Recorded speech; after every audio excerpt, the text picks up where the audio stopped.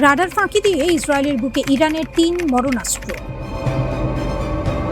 ইসরায়েলের আকাশ প্রতিরক্ষা ব্যবস্থা বিশ্বের সেরাগুলোর একটি। প্যাট্রিয়ট আছে, ডেভিড স্লিং আছে, আয়রন ডোম আছে, কিন্তু সেই সব ঢাল তাস খেলার মতো সরিয়ে দিয়ে ইরানের মিসাইল আছড়ে পড়ল ইসরায়েলের মাটিতে। চোখের বদলে চোখ, হাতের বদলে হাত। ইরান প্রমাণ করল তারা শুধু হুমকি দেয় না, কাজও করে। এই হামলায় ইরান ব্যবহার করেছে তাদের ৩টি সবচেয়ে ভয়ঙ্কর অস্ত্র, প্রতিটির নাম যেন এক একটি ইতিহাস। খেইবার শেকান, ইরানের ৩য় প্রজন্মের মাঝারি পাল্লার মিসাইল। ১৫০০ কিলোমিটার দূরের লক্ষ্যবস্তুতে নিখুঁতভাবে আঘাত করতে পারে। কিন্তু শুধু পাল্লা বড় হলেই চলে না, এই মিসাইলের আসল শক্তি তার অদৃশ্য হয়ে যাওয়ার ক্ষমতায়। রাডারের চোখকে ধোঁকা দেওয়ার জন্যই বিশেষভাবে নকশা করা হয়েছে এটি। ডেভিড স্লিং আর প্যাট্রিয়টের মতো দুর্ধর্ষ আকাশ প্রতিরক্ষা ব্যবস্থাও এই মিসাইলকে ধরতে পারেনি, ধরার সুযোগই পায়নি। গাদার, তরল জ্বালানি চালিত মাঝারি পাল্লার ব্যালিস্টিক মিসাইল। পাল্লা ২০০০ কিলোমিটার পর্যন্ত, অর্থাৎ ইরানের যে কোনো প্রান্ত থেকে ছুড়লে ইসরায়েলের যে কোনো কোণে গিয়ে পৌঁছাবে। দূরত্ব এখানে কোনো ঢাল নয়।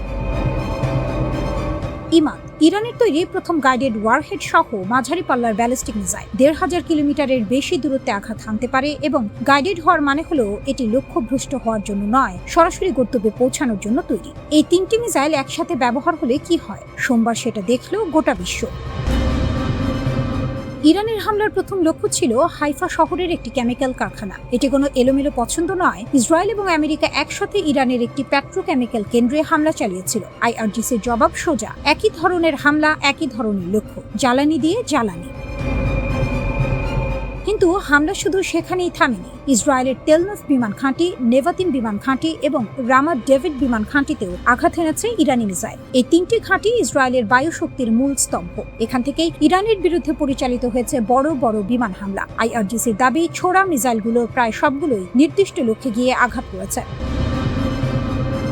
ইসরায়েলের বিমান প্রতিরক্ষা যদি সত্যি এতটা ব্যর্থ হয়ে থাকে, তাহলে এই হামলার ক্ষতি কেবল ইট পাথরের নয়, এটা আস্থার ক্ষতি, এটা ভরসার দেয়ালে চির ধরানো। আইআরজিসি এই হামলার পর যে বিবৃতি দিয়েছে সেটা পড়লে গায়ে কাঁটা দেয়। তারা বলছে ইসরায়েল বেসামরিক অবকাঠামো এবং তেল শিল্প খাতকে লক্ষ্য করে এক বিপজ্জনক খেলায় মেতেছে। এই খেলার পরিণতি শুধু ইসরায়েলে সীমাবদ্ধ থাকবে না, পুরো মধ্যপ্রাচ্যের জ্বালানি স্থাপনাগুলো এই আগুনের উত্তাপ পাবে। এবং যদি এই ধরনের হামলা চলতে থাকে, তাহলে পুরো অঞ্চলের বেসামরিক ও জ্বালানি অবকাঠামো আরো বড় সংঘাতে জড়িয়ে পড়বে এবং সেই প্রভাব পড়বে বৈশ্বিক অর্থনীতিতে। মধ্যপ্রাচ্যের তেল বন্ধ হলে বিশ্বের কি হয় সেটা ২০২২ সালের রাশিয়া ইউক্রেন যুদ্ধের পর থেকে সবাই জানে। পেট্রোলের দাম আকাশ ছোঁয়া হলে ইউরোপ কাঁপে, এশিয়া কাঁপে, আমেরিকাও স্বস্তিতে থাকে না। ইরান কার্যত বলছে, তোমরা আমাদের অর্থনীতিতে লাথি মেরেছ, আমরা পুরো বিশ্বের অর্থনীতিকে জিম্মি করতে পারি। এটা কোনো ফাঁকা বুলি নয়।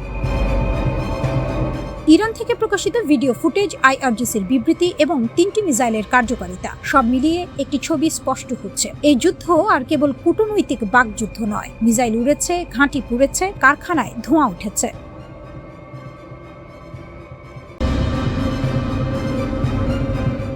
রাতের আকাশ চিরে ধেয়ে গেল এক অগ্নিগোলক। তেল আবিব থেকে হাইফা, সবখানেই তখন সাইরেনের কান ফাটানো আওয়াজ। মার্কিন ও ইসরায়েলি আকাশ প্রতিরক্ষা ব্যবস্থা কিছু বুঝে ওঠার আগে আঘাত হানল ইরানের এক নতুন মারণাস্ত্র। কোনো সাধারণ ড্রোন নয়, এটি তেহরানের একদম নতুন প্রজন্মের জেট চালিত যুদ্ধ বিমান সদৃশ ইউএভি।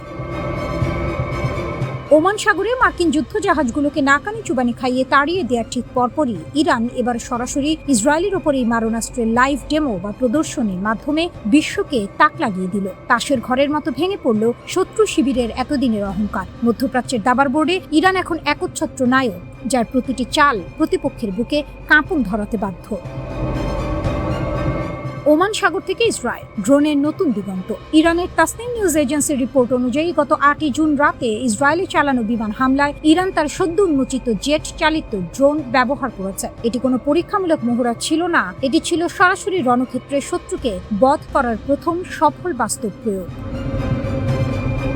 এর মাত্র কয়েকদিন আগে ওমান সাগরে মার্কিন রণতরীগুলোর বিরুদ্ধে ইরান তাদের শাহেদ ড্রোন ব্যবহার করেছিল। সেই ঘটনার রেশ কাটতে না কাটতেই এবার ভূমি থেকে ভূমিতে আঘাত হানার মিশন। ইরানি কর্মকর্তারা এই নতুন ড্রোনকে বর্ণনা করেছেন এক উচ্চগতির অ্যাটাক ড্রোন হিসেবে। এটি এত দ্রুত লক্ষ্যবস্তুর দিকে ছুটে যায় যে শত্রুর প্রচলিত এয়ার ডিফেন্স সিস্টেম বা রাডারগুলো একে শনাক্ত করার আগেই সব রফাদফা হয়ে যায়। মার্কিন ও ইসরায়েলি নৌবহর এখন আর কোনোভাবেই হিসাব মেলাতে পারছে না যে পরবর্তী আঘাতটি ঠিক কোন দিক থেকে আসবে, কারণ ইরান এখন জল, স্থল আর আকাশ 3 পথেই তাদের আক্রমণের জাল বিছিয়ে দিয়েছে। ত্রিস্তরীয় ক্রুজ ক্ষেপণাস্ত্রের মরণ কামড়। ইরানকে নায়ক বলা হচ্ছে তার রণকৌশলের অনন্য দক্ষতার কারণে। তেহরান তাদের উপকূলীয় প্রতিরক্ষাকে এমন এক ত্রিস্তরীয় ক্রুজ ক্ষেপণাস্ত্র কাঠামোয় সাজিয়েছে যা দিয়ে যে কোনো শক্তিশালী নৌবাহিনীকেও গুড়িয়ে দেওয়া সম্ভব। স্বল্প পাল্লার নাসির ও ঝাঁক আক্রমণ। মাত্র ৩৫ কিলোমিটার পাল্লার এই মিসাইলটি আকারে ছোট হলেও এর কার্যকারিতা মারাত্মক। এটি তৈরি হয়েছে সংকীর্ণ জলসীমায় অত্যন্ত দ্রুতগতির এবং তীব্র লড়াইয়ের জন্য।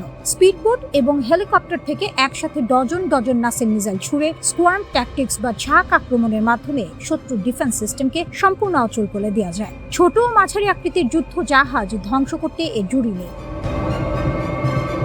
মাঝারি পাল্লার নূর ও কাদির। উপকূল সুরক্ষায় ইরানের প্রথম দেশীয় ক্রুজ মিসাইল হল নূর। ১৯৯০-এর দশক থেকে এটি ইরানের উপকূলীয় প্রতিরক্ষার মেরুদণ্ড। সমুদ্র পৃষ্ঠ থেকে মাত্র ৫ মিটার উচ্চতা দিয়ে উড়ে যাওয়ার কারণে শত্রুর রাডার একে দেখতেই পায় না। ১২০ কিলোমিটার পাল্লার এই মিসাইল ফ্রিগেট বা বড় যুদ্ধ জাহাজকে এক আঘাতেই পঙ্গু করে দিতে পারে।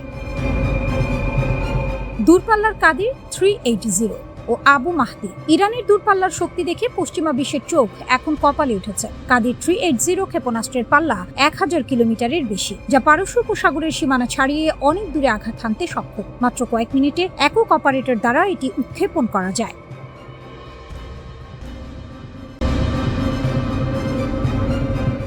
আমেরিকার ২০টি ঘাঁটি ধ্বংস, রিপার ড্রোন ভূপাতিত, আকাশযুদ্ধে ইরানের কাছে হার মানল পরাশক্তি। ৩টি বিমানবাহী রণতরী, ২০০-র বেশি যুদ্ধ বিমান, বিশ্বের সবচেয়ে ব্যয়বহুল সামরিক মেশিন। আমেরিকা পারস্য উপসাগরে এই বিশাল শক্তি নিয়ে এসেছিল ইরানকে চূর্ণ করতে, কিন্তু যুদ্ধের ধুলো যখন একটু সরল, দেখা গেল ছবিটা উল্টো। মধ্যপ্রাচ্যের ৮টি দেশে আমেরিকার কমপক্ষে ২০টি সামরিক ঘাঁটি ধ্বংস করেছে ইরান, আর মার্কিন বাহিনীর সবচেয়ে ভরসার অস্ত্র MQ-9 রিপার ড্রোন মাটিতে ফেলে দিয়েছে তেহরান। প্রশ্নটা এখন একটাই, আকাশযুদ্ধে কি সত্যি হার মানল পরাশক্তি? রিপার যখন শিকার হলো MQ-9 রিপার, নামেই আতঙ্ক। এই ড্রোন আফগানিস্তানে তালেবান কমান্ডার শেষ করেছে, ইরাকে মিলিশিয়া নেতা মেরেছে, সিরিয়ায় রাতের অন্ধকারে নীরব মৃত্যু নামিয়েছে। যাকে লক্ষ্য করে সে জানতেও পারেনি কখন শেষ হয়ে গেছে। সেই রিপার এবার হরমুজ প্রণালীর কেশম দ্বীপের কাছে আর উঠতে পারেনি। ইরান এই রিপারকে ভূপাতিত করতে ব্যবহার করেছে আরাশি কামাঙ্গি, তাদের নতুন এয়ার ডিফেন্স সিস্টেম, যা এই যুদ্ধেই প্রথমবার যুদ্ধের মাঠে নামল। প্রথম অভিষেকেই শিকার, প্রথম পরীক্ষাতেই পাস। ইরানের সামরিক বাহিনীর শীর্ষ কর্মকর্তা ব্রিগেডিয়ার জেনারেল আলী রেজা এলহামি এরপর যা বললেন তা ওয়াশিংটনকে ভাবিয়ে তুলেছে। তিনি বললেন, শত্রুরা MQ-9, হার্মিস 900, লুকাস এই শক্তিশালী আত্মঘাতী ড্রোনের বহর দিয়ে যুদ্ধক্ষেত্রে আধিপত্য বিস্তার করতে চেয়েছিল, কিন্তু ইরান সেই ড্রোন ধ্বংস করে দেখিয়ে দিয়েছে মার্কিন আকাশ আধিপত্য অপরাজেয় নয়। ২০টি ঘাঁটি, মানচিত্র জুড়ে আঘাত। আন্তর্জাতিক সংবাদ মাধ্যমের দাবি, সাম্প্রতিক এই যুদ্ধে মধ্যপ্রাচ্যের ৮টি দেশে ছড়িয়ে থাকা আমেরিকার কমপক্ষে ২০টি সামরিক ঘাঁটিতে আঘাত করেছে ইরান, শুধু ক্ষেপণাস্ত্র ও আত্মঘাতী ড্রোন ব্যবহার করে। এটা কোনো এলোপাথারি হামলা ছিল না, এটা ছিল সুপরিকল্পিত, সুনির্দিষ্ট, প্রতিটি লক্ষ্য বেছে নেওয়া। বছরের পর বছর ধরে ইরান বলে আসছিল মধ্যপ্রাচ্যে আমেরিকার প্রতিটি সামরিক স্থাপনা তাদের ক্ষেপণাস্ত্রের রেঞ্জের মধ্যে। অনেকে সেটাকে হুমকির ভাষা বলে উড়িয়ে দিয়েছিল। যুদ্ধের মাঠ প্রমাণ করল হুমকি ছিল না, সত্য ছিল। কয়েক মাস হামলার পরেও ইরান দাঁড়িয়ে আমেরিকা ও ইসরায়েল মিলে ইরানের সামরিক স্থাপনায় কয়েক মাস ধরে হামলা চালিয়েছে। লক্ষ্য ছিল ইরানের সামরিক মেরুদণ্ড ভেঙে দেয়া, কিন্তু বিশ্লেষকরা বলছেন ইরানের নতুন আক্রমণ প্রতিহত করার সক্ষমতা এখনো অক্ষুণ্ণ। কেন? কারণ ইরান যে পথে হেঁটেছে সেটা চমৎকার। তারা স্থির রাডার সিস্টেমের উপর নির্ভরতা কমিয়েছে। স্থির মানে লক্ষ্যবস্তু শত্রু খুঁজে নিতে পারে, ধ্বংস করতে পারে। তাই ইরান বেছে নিয়েছে সহজে স্থানান্তরযোগ্য, তুলনামূলক সস্তা, দেশেই তৈরি প্রতিরক্ষা ব্যবস্থা। ধ্বংস করলে আরেকটা আসে, একটা সরলে অন্যটা বসে, হাইড্রার মাথার মতো। 18টি ক্ষেপণাস্ত্র ঘাঁটি আবারও সচল। এই যুদ্ধের মাঝেই খবর এলো ইরান তাদের 18টি ক্ষেপণাস্ত্র ঘাঁটি আবারও সক্রিয় করেছে। বিশ্লেষকদের হিসাব বলছে এই ঘাঁটিগুলোতে কমপক্ষে 1000 ব্যালিস্টিক ক্ষেপণাস্ত্র প্রস্তুত অবস্থায় রয়েছে। প্রতিটি ক্ষেপণাস্ত্র একটি লক্ষ্য। 1000 লক্ষ্য মানে 1000 সম্ভাব্য আঘাত। মধ্যপ্রাচ্যের কোনো মার্কিন ঘাঁটি, কোনো বন্দর, কোনো তেল স্থাপনা এই রেঞ্জের বাইরে নয়।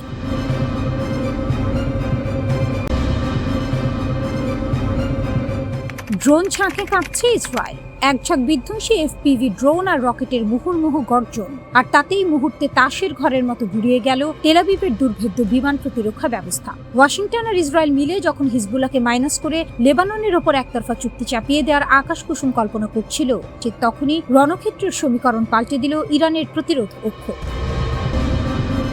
হিজবুল্লাহ ড্রোন ঝাঁকের আত্মঘাতী আঘাতে উত্তর ইসরায়েলের সেটেলমেন্টগুলোতে সাইরেনের হাহাকার। রণক্ষেত্রের আসল নায়ক ইরান। মার্কিন ইসরায়েলি অক্ষের চোখে সর্ষে ফুল দেখাচ্ছে Tehran.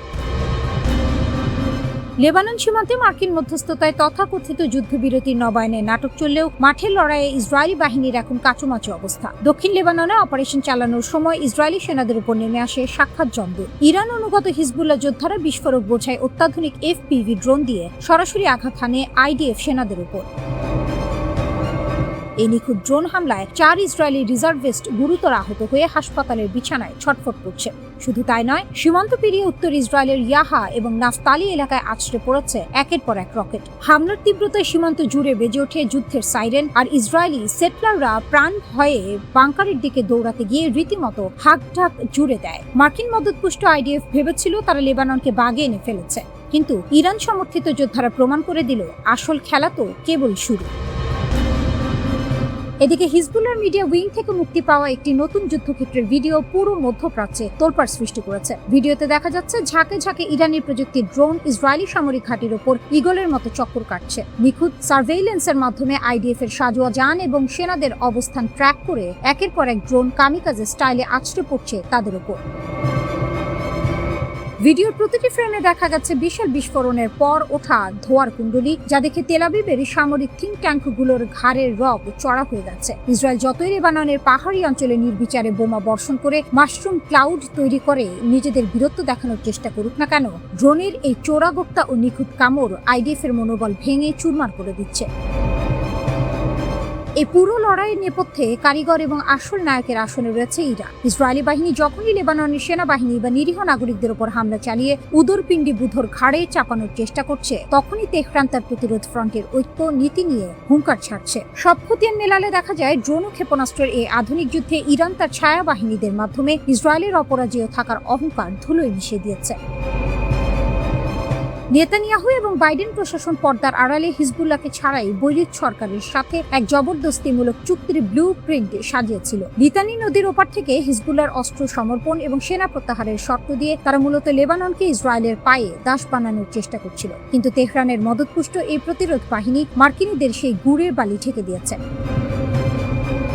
হিজবুল্লাহর secretary general Naim Kashem স্পষ্ট ভাষায় এই চুক্তিকে প্রত্যাখ্যান করে একে লেবাননের জনগণকে ধ্বংস করার রোডম্যাপ বলে আখ্যা দিয়েছেন। তিনি বজ্রকণ্ঠে হুঁশিয়ারি দিয়েছেন, যতক্ষণ না লেবাননের মাটি থেকে শেষ ইসরায়েলি সেনা প্রত্যাহার হচ্ছে এবং আগ্রাসন পুরোপুরি বন্ধ হচ্ছে, ততক্ষণ উত্তর ইসরায়েলের বাসিন্দাদের জন্য শান্তি হবে এক আকাশ কুসুম কল্পনা।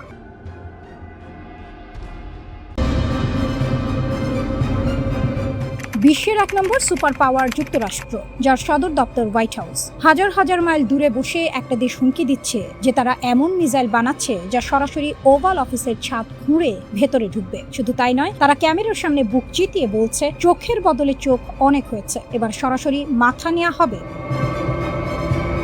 এই অবিশ্বাস্য কাণ্ডটাই ঘটিয়ে দেখেছে ইরানের পার্লামেন্ট থেকে যে হুঙ্কার এসেছে তাতে পুরো ওয়াশিংটনের হাত পা কাঁপার জোগাড়। ইরানের একদল প্রভাবশালী সংসদ সদস্য সরাসরি তাদের দেশের নতুন সর্বোচ্চ নেতা মোস্তফা খামেনির কাছে একটি বিশেষ চিঠি পাঠিয়েছেন। এই চিঠির মূল দাবি, ইরানের সামরিক বাহিনীকে নির্দেশ দিচ্ছেন যেন তাদের ব্যালিস্টিক ক্ষেপণাস্ত্রের পাল্লা ও সক্ষমতা এমন পর্যায়ে নিয়ে যাওয়া হয় যা সরাসরি যুক্তরাষ্ট্রের হোয়াইট হাউস পর্যন্ত পৌঁছাতে পারে।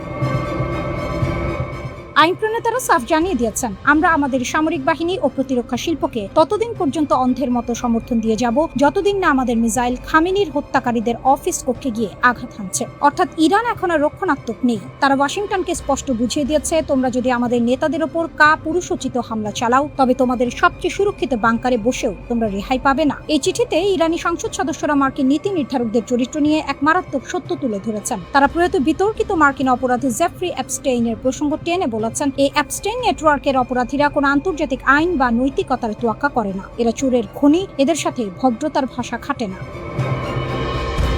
আর ঠিক এই কারণেই ইরান এখন এক নতুন রণকৌশল হাতে নিয়েছে। সংসদ সদস্যরা হুঙ্কার দিয়ে বলেছেন, শত্রুদের জেনে রাখা ভালো, চোখের বদলে চোখ নেয়ার দিন শেষ। এবার অন্যায় করলে সরাসরি মাথা কেটে নেওয়া হবে। শুধু তাই নয়, 2015 সালের পারমাণবিক চুক্তির তিতকুটে অভিজ্ঞতা থেকে শিক্ষা নিয়ে ইরানি আইন প্রণেতারা স্পষ্ট করে দিয়েছেন যে মার্কিনীদের কোনো ফাঁকা প্রতিশ্রুতিতে তারা আর আঙুল চুষবে না বা বিশ্বাস করবে না, যতদিন না মধ্যপ্রাচ্য থেকে শেষ মার্কিন সেনা প্রত্যাহার হচ্ছে এবং যুদ্ধের সম্পূর্ণ ক্ষতিপূরণ আদায় হচ্ছে, ততদিন ইরান এক চুলও নড়বে না। ইরানের রাষ্ট্রীয় সংবাদ মাধ্যমে Islamic revolutionary guard corps IRGC এক ঐতিহাসিক বিবৃতি জারি করেছে। তারা বুক চিতিয়ে ঘোষণা করেছে যে পারস্য উপসাগরে মার্কিনীদের সমস্ত দাদাগিরি বন্ধ করে দেওয়া হয়েছে এবং শত্রুপক্ষকে এখন ইরানের তৈরি করা নতুন নিয়ম মেনে চলতে বাধ্য করা হচ্ছে। বিশেষ করে হরমুজ প্রণালীর স্মার্ট ব্যবস্থাপনা ও কৌশলগত নিয়ন্ত্রণ এখন পুরোপুরি ইরানের পকেটে। মার্কিন বাহিনী যতই আকাশ কুসুম কল্পনা করুক না কেন, হরমুজ প্রণালীর জলসীমানায় কারোর বিনা অনুমতিতে সূচক্র মেদিনী পাওয়ারও সুযোগ নেই। ইরানের সশস্ত্র বাহিনীর জেনারেল স্টাফ এবং খাতাম আল আনবিয়া সেন্ট্রাল হেডকোয়ার্টার্স যৌথভাবে শেষ হুঁশিয়ারি দিয়ে বলেছে তারা শত্রুকে সম্পূর্ণ ধ্বংস না করা পর্যন্ত এই প্রতিরোধ জারি রাখবে।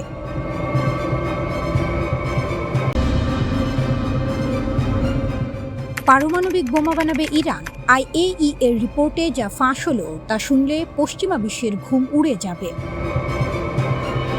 যুক্তরাষ্ট্র ও ইসরায়েল মিলে ইরানের পারমাণবিক স্থাপনায় বোমার পর বোমা ফেলেছে। লক্ষ্য একটাই, তেহরানের পারমাণবিক স্বপ্নকে চিরতরে কবর দেয়া। কিন্তু 3 মাস পর IAEA যে রিপোর্ট দিল তা পড়ে পেন্টাগন থেকে তেল আবিব সবার বুকে ধরাস। কারণ ইরানের সমৃদ্ধ ইউরেনিয়ামের গায়ে একটি আঁচড়ও লাগেনি। সেই ভয়ঙ্কর মজুদ এখনো আছে, কোথায় আছে, কি অবস্থায় আছে তা কেউ জানে না। হামলা হলো, কিন্তু ইউরেনিয়াম গেল কোথায়? ফেব্রুয়ারির শেষ দিকে যুক্তরাষ্ট্র ও ইসরায়েল ইরানের প্রধান পারমাণবিক স্থাপনাগুলোতে একযোগে হামলা চালায়। উদ্দেশ্য ছিল ইরানকে পারমাণবিক অস্ত্র তৈরির পথ থেকে চিরতরে সরিয়ে দেয়া। ট্রাম্প বুক ঠুকে বললেন মিশন সফল। নেতানিয়াহু বিজয়ের হাসি হাসলেন, কিন্তু IAEA এর রিপোর্ট সেই হাসি মুহূর্তেই মিলিয়ে দিয়েছে। সংস্থাটি স্পষ্ট জানিয়েছে হামলার পর থেকে আজ পর্যন্ত তারা ইরানের ক্ষতিগ্রস্ত পারমাণবিক স্থাপনাগুলোতে ঢুকতেই পারেনি। আর ইরানও কাউকে জানায়নি তাদের সমৃদ্ধ ইউরেনিয়ামের মজুদ এখন ঠিক কোথায়।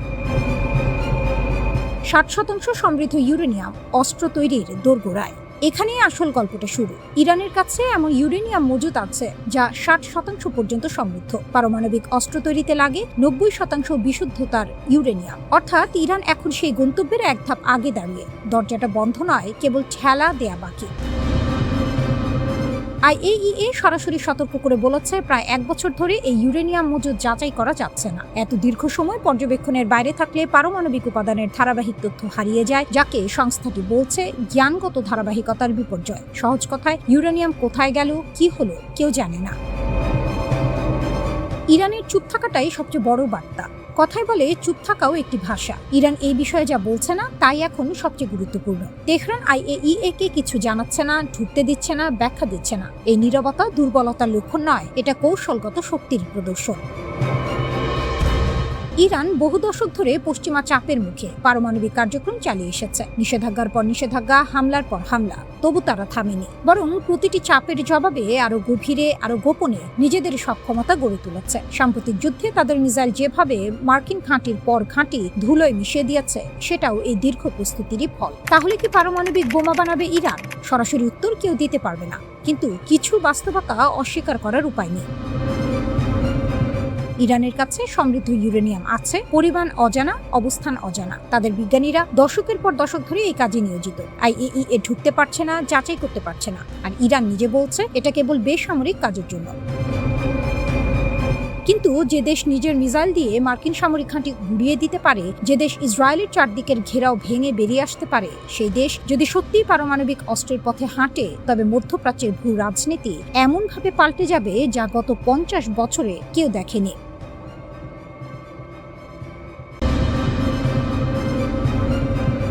আয়রন ডোম ধ্বংস, ইসরায়েল কাঁপছে, হিজবুল্লাহর নতুন যুদ্ধ কৌশল। 5টি আয়রন ডোম ইউনিট 1 মাসে গুড়িয়ে দিয়েছে হিজবুল্লাহ।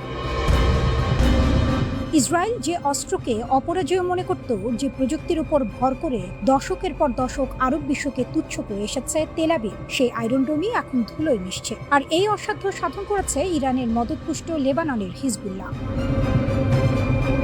মধ্যপ্রাচ্যের যুদ্ধের নিয়ম বদলে যাচ্ছে। শিকারী এখন নিজেই শিকারে পরিণত। কৌশলের বিপ্লব, শুধু রকেট নয়, এবার লক্ষ্য আয়রন ডোম। এতদিন হিজবুল্লাহর যুদ্ধ কৌশল ছিল সরল, হাজারে হাজারে রকেট ছোড়ো, ইসরায়েলের শহরগুলোকে চাপে রাখো। জবাবে আয়রন ডোম সেই রকেট মাঝ আকাশে ধ্বংস করে দিত। খেলাটা ছিল সংখ্যা, কে বেশি রকেট ছুটতে পারে বনাম কে বেশি আটকাতে পারে।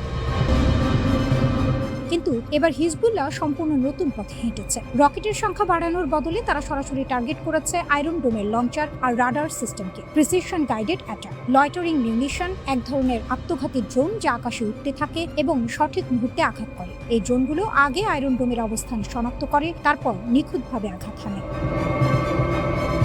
মিলিটারি ওয়াচ ম্যাগাজিন নিশ্চিত করেছে 1 মাসে 5টি পর্যন্ত আয়রন ডোম ইউনিট ধ্বংস করতে পেরেছে হিজবুল্লাহ। ইসরায়েলের ইতিহাসে এটি সবচেয়ে বড় বিমান প্রতিরক্ষা বিপর্যয়গুলোর একটি। আয়রন ডোম শুধু একটি অস্ত্র নয়, এটি ইসরায়েলের মানসিক ঝাল। সাধারণ ইসরায়েলি নাগরিক জানত রকেট আসলেও আয়রন ডোম আছে। এই নিরাপত্তার অনুভূতি ইসরায়েলকে দশকের পর দশক আক্রমণাত্মক নীতি নেওয়ার সাহস দিয়েছে। এখন যখন সেই ঢালে ফাটল ধরছে, পুরো কৌশলই প্রশ্নের মুখে। সামরিক বিশ্লেষকরা বলছেন আয়রন ডোমের একটি ইউনিট ধ্বংস মানে শুধু একটি যন্ত্র হারানো নয়, এর মানে হলো সেই এলাকার আকাশ সুরক্ষায় ফাঁক ফোকর তৈরি হওয়া। সেই ফাঁক দিয়ে রকেট, ড্রোন বা মিসাইল ঢুকে পড়তে পারে। উপরের স্তরের প্রতিরক্ষা ব্যবস্থা, ডেভিড স্লিং বা অ্যারো সিস্টেম তখন বেশি চাপে পড়ে। পুরো নেটওয়ার্কে ডমিনো ইফেক্ট শুরু হয়। 4 জুন আমেরিকা ও ইসরায়েল মিলে একটি যুদ্ধবিরতির কাঠামো তৈরি করেছে। পরিকল্পনা হলো হিজবুল্লাহ দক্ষিণ লেবানন থেকে পিছিয়ে যাবে, নির্দিষ্ট এলাকায় শুধু লেবাননের সরকারি সেনা থাকবে, হিজবুল্লাহর যোদ্ধারা আরো উত্তরে সরে যাবে। হিজবুল্লাহ প্রধান নাইম কাশেম এই প্রস্তাব শুনে একটাই কথা বললেন, সম্পূর্ণ প্রত্যাখ্যান। এই পুরো চিত্রটা আসলে একা হিজবুল্লাহর যুদ্ধ নয়, এটা ইরানের সুদূর প্রসারী কৌশলের অংশ। কুদস ফোর্সের কমান্ডার ইসমাইল কানি স্পষ্ট বলেছেন, ইসরায়েলকে যুদ্ধপূর্ব অবস্থানে ফিরতে হবে, তবেই উত্তর সীমান্তে শান্তি আসবে। হিজবুল্লাহর যোদ্ধাদের উদ্দেশ্যে তিনি বলেছেন, তোমরা শীঘ্রই নিজেদের প্রতিরোধের ফল দেখতে পাবে। আর ইরান একটি বড় শর্ত জুড়ে দিয়েছে, ওয়াশিংটনের সাথে যে কোনো বৃহত্তর চুক্তিতে লেবাননের যুদ্ধ বন্ধের বিষয়টি অন্তর্ভুক্ত থাকতে হবে। মানে হিজবুল্লাহর রণাঙ্গন এখন ইরানের পারমাণবিক আলোচনার সাথে সরাসরি যুক্ত। এক টেবিলে সব ইস্যু, এটাই তেহরানের কৌশল।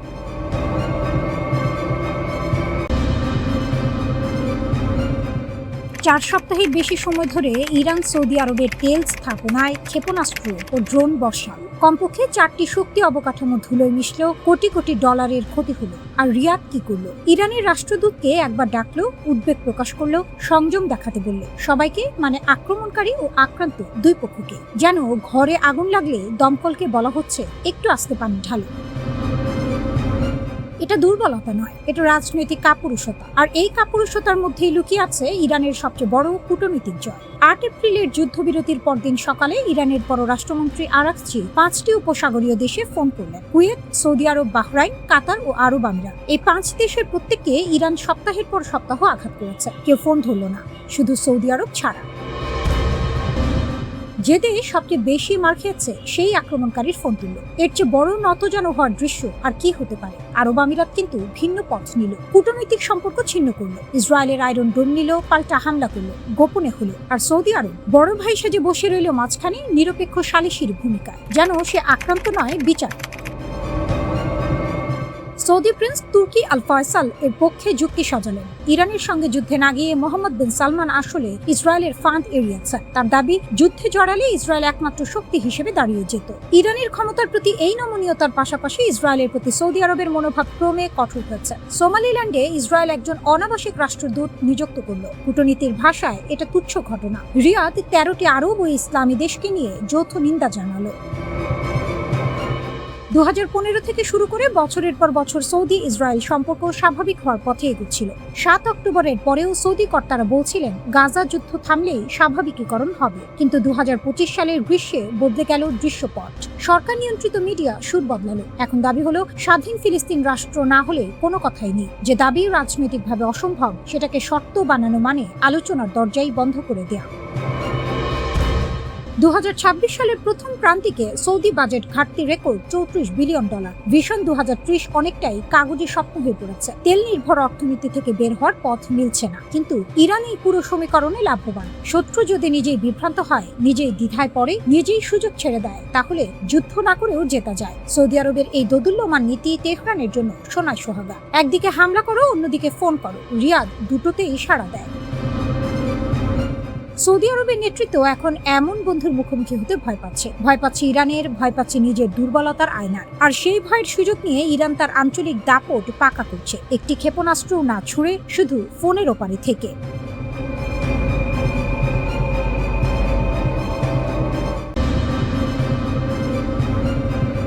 যুদ্ধের আকাশে হঠাৎই যেন বজ্রপাত, শব্দহীন বিস্ফোরণের মতো এক সত্য, যা ধীরে ধীরে স্পষ্ট হচ্ছে, কিন্তু প্রভাব তার বিস্ফোরক। ইরানের বিরুদ্ধে অভিযানে যুক্তরাষ্ট্র হারিয়েছে অন্তত 42টি সামরিক বিমান। সংখ্যা নয়, এ যেন এক প্রতীক শক্তির ভারসাম্য কোথায় গিয়ে দাঁড়িয়েছে তা নির্মম সত্য।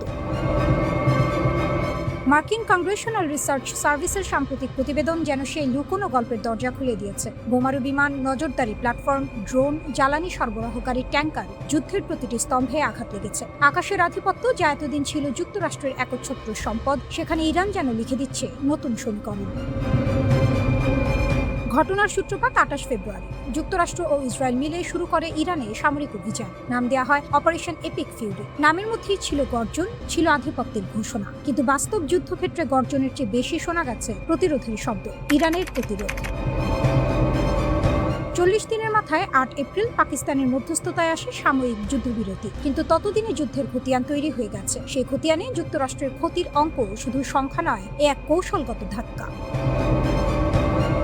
ধ্বংস বা ক্ষতিগ্রস্ত বিমানের তালিকায় রয়েছে 4টি F-15E স্ট্রাইক ইগল, একটি F-35A লাইটনিং 2, একটি A-10 থান্ডারবোল্ট 2। আকাশে জ্বালানি সরবরাহের জন্য ব্যবহৃত 7টি KC-135 স্ট্র্যাটো ট্যাঙ্কারও রক্ষা পায়নি।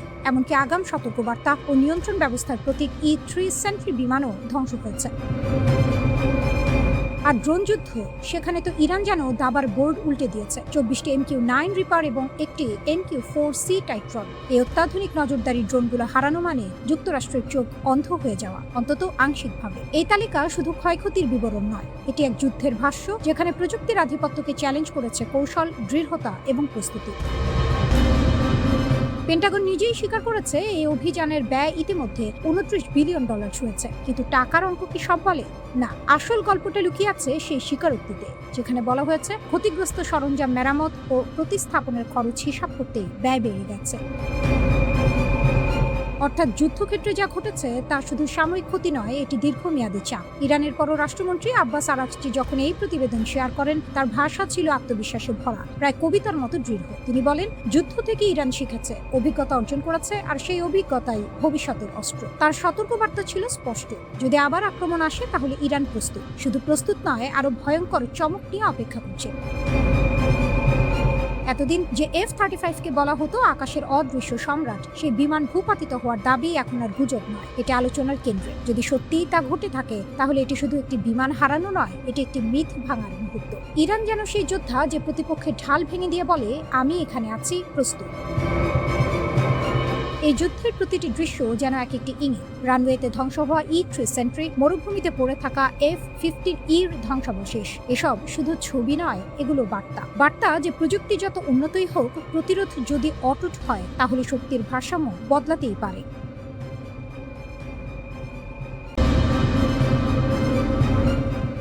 যুদ্ধের আগুন নেভেনি, কেবল ছাই চাপা পড়েছে। যুক্তরাষ্ট্র ও ইরানের মধ্যে যে ভঙ্গুর যুদ্ধবিরতি চলছে, তা যে কোনো মুহূর্তে আবার জ্বলে উঠতে পারে। প্রেসিডেন্ট ডোনাল্ড ট্রাম্প ইরানের বিরুদ্ধে নতুন হামলার হুমকি দিলেন, একদিন পরেই আবার জানালেন আলোচনা চলছে। কিন্তু এই টালমাটাল পরিস্থিতিতে তেহরান হাত গুটিয়ে বসে নেই।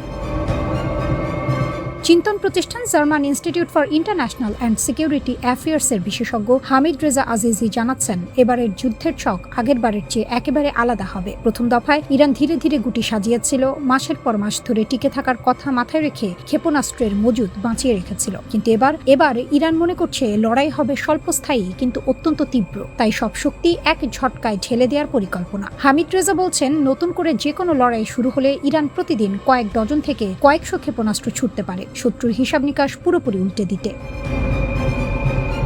ইরানের সবচেয়ে মারাত্মক অস্ত্র বন্দুক নয়, তেল। উপসাগরীয় অঞ্চলের তেল ক্ষেত্র, শোধনাগার ও বন্দরগুলো এই তিনটি শিয়ায় আঘাত করলেই বিশ্ব অর্থনীতির শরীর থেকে রক্ত ঝরতে শুরু করবে। সৌদি আরব, সংযুক্ত আরব আমিরাত, কুয়েত এই প্রতিবেশীদের চাপে রেখেছে তেহরান। ক্ষয়ক্ষতির পরিমাণ অনেক ব্যাপক হলে এই দেশগুলো আর দর্শকের আসনে বসে থাকতে পারবে না, তারাও যুদ্ধে জড়িয়ে যাবে। আর সেটাই ইরানের চাল। উপসাগরীয় নেতারা এই আগুনে পড়তে চান না বলেই এতদিন সংঘাত এড়িয়ে চলছেন। তাদের এই ভয়টুকুই এখন ইরানের হাতে সবচেয়ে বড় তাস। দুই সমুদ্রে দুই ফ্রন্ট। সমুদ্রপথ থেকে দুনিয়াকে দুই ভাগ করে দেওয়ার ক্ষমতা ইরানের আছে। একদিকে হরমুজ প্রণালী, পারস্য উপসাগরের মুখ, অন্যদিকে বাব আল মানদেব, লোহিত সাগরের গলা। এই দুটো সমুদ্রপথ বন্ধ হয়ে গেলে বিশ্বের জ্বালানি ও বাণিজ্যিক জাহাজ চলাচলে যে বিপর্যয় নামবে তা সামলানো ট্রাম্পের পক্ষে কঠিন হয়ে যাবে। ইয়েমেনের হুথিরা বাব আল মানদেবের ঠিক পাশেই থাকে। ইরান সমর্থিত এই গোষ্ঠী নতুন যুদ্ধে ইরানের পাশে দাঁড়ানোর অঙ্গীকার দিয়ে রেখেছে। তবে প্রথম দফার লড়াইয়ে তারা সতর্কতার সঙ্গে পা ফেলেছিল, কারণ তাদের অস্ত্রের মজুদ শেষের দিকে। তারপরও যুক্তরাষ্ট্র যদি একসঙ্গে দুটো সামুদ্রিক ফ্রন্টে মোকাবিলার চাপে পড়ে, তবে কৌশলগত সুবিধা ইরানের দিকে হেলে পড়বে। আমিরাতকে উটের যুগে ফিরিয়ে দেওয়ার হুমকি। ইরানের সরকার ঘনিষ্ঠ বিশ্লেষক মেহেদি খারাতিয়ান এক পডকাস্টে বলে দিয়েছেন, আমাদের অবশ্যই আমিরাতকে উটে চড়ার যুগে ফিরিয়ে নিয়ে যেতে হবে। প্রয়োজন হলে আবুধাবি দখল করব। কথাটা শুনতে অতিরঞ্জিত মনে হলেও আরব গালফ স্টেট ইনস্টিটিউটের বিশেষজ্ঞ আলী আল ফোনে সতর্ক করছেন, এই বক্তব্য ইরানের রিভলিউশনারি গার্ড বাহিনীর শীর্ষ নেতাদের চিন্তার প্রতিফলন। কারণ হলো, মার্কিন ইসরায়েলে হামলার সময় আমিরাত ও সৌদি আরব নাকি গোপনে ইরানের বিরুদ্ধে সাহায্য করেছে। এই বিশ্বাস এখন তেহরানের অন্দরে শিকড় গেড়েছে। তাই উপসাগরীয় প্রতিবেশীরা এবার শুধু যুদ্ধের দর্শক নয়, সরাসরি লক্ষ্যবস্তু হওয়ার ঝুঁকিতে আছে। বিশ্বের তেলের শিরা কেটে দেওয়ার ক্ষমতা যার হাতে, সে দেশ সহজে হার মানে না। ইরান ঠিক এই বার্তাটাই এখন পৌঁছে দিতে চাইছে ওয়াশিংটনে।